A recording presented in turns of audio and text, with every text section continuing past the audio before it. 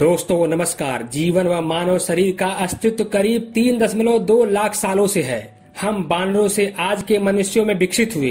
हमने शहरी सभ्यता को विकसित की और नए नए आविष्कार किए। हमने अंतरिक्ष में कदम जमाए। हम चांद पर भी जा चुके हैं। दोस्तों, यह हकीकत है, जो उड़ता है तो वह निश्चित रूप से एक न एक दिन गिरता है।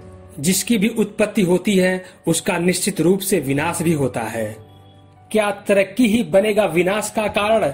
विज्ञान को तरक्की किए केवल 203 साल ही हुए हैं और देखा जाए तो इन 200 सालों में प्रकृति का विनाश भी हुआ है। माना जाता है कि इंसान करीब 10,000 साल पहले खेती करना, पशुपालन करना सीख लिया था। उस समय आवागमन की साधनों में घोड़ा और खच्चरों का इस्तेमाल किया करते थे और 1886 में पहली कार बनने तक हम घोड़े व खच्चरों का इस्तेमाल किया करते थे। उसके बाद मानव विज्ञान को पंख सा लग गया और कार बनने से केवल 20 साल बाद ही जहाज बन गया और अगले 30 सालों में हमने अपनी पहुंच अंतरिक्ष तक फैला दी। वही सन 1969 आते आते हम चांद पर भी पहुंच चुके थे। यानी घोड़े से कार तक पहुंचने में 10,000 साल लग गए, लेकिन कार से अंतरिक्ष तक पहुंचने में महज 83 साल ही लगे। विज्ञान की यह बेहिसाब तरक्की हमारे लिए खुशी की बात है, पर इसी तेजी से हम हथियार भी बना रहे हैं। माना जाता है कि करीब 6,000 साल पहले हमने धातु से हथियार बना करके युद्ध किया करते थे और वही 15वीं शताब्दी तक आते आते तलवार और भालों से लड़ रहे थे।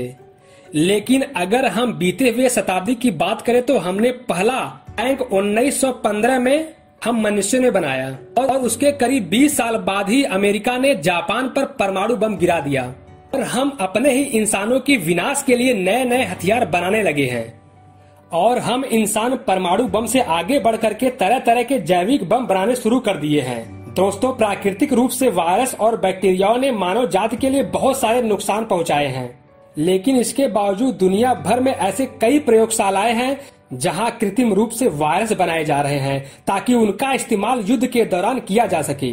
दोस्तों, हम 2 विश्व युद्ध झेल ही चुके हैं, पर उस वक्त हमारे पास विनाशकारी हथियार नहीं थे।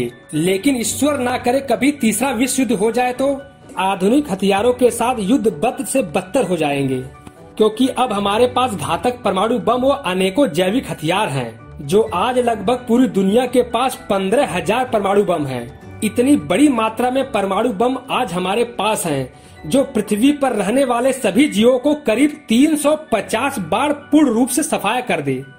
नॉर्थ कोरिया का तानाशाह किम जोंग आए दिन परमाणु बम की धमकी देता रहता है और पाकिस्तान का भी कुछ हाल ऐसा ही है।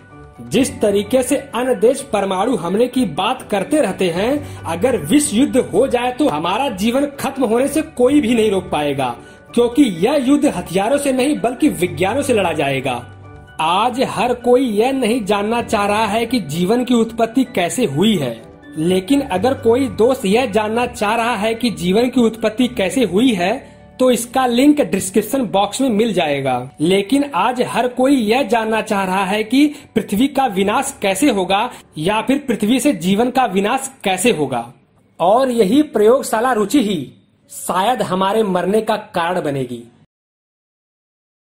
दोस्तों, आप लोगों को यह वीडियो कैसा लगा आप हमें प्लीज कमेंट बॉक्स में जरूर बताइएगा। आपका एक लाइक हमारा उत्साह बढ़ाएगी।